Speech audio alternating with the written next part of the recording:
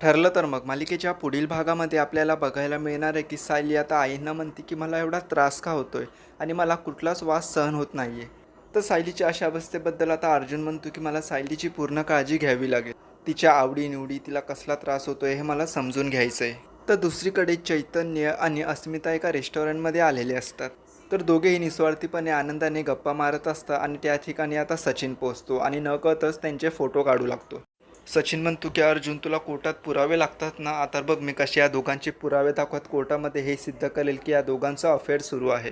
माझ्याकडून एलिमनी हवी आहे तुम्हाला, मी तुमच्याकडून पैसे नाही घेतले तर माझंही नाव सचिन नाही. तर इकडे डॉक्टर सायलीकडे हात दाखवत म्हणतात की या कोण आहेत. पूर्णाजी म्हणते की ही तर माझी तन्वी आहे. त्यानंतर डॉक्टर विचारू लागतात की मग सायली कुठे आहे. तेव्हा पूर्णाजी म्हणते की तिच्या बाबांची तब्येत खराब असते म्हणूनच ती तिच्या बाबांकडे गेली आहे. त्यानंतर डॉक्टर प्रियाचा फोटो दाखवत आता पूर्णाजींना विचारतात की या कोण आहेत. पूर्णाजी काहीच बोलत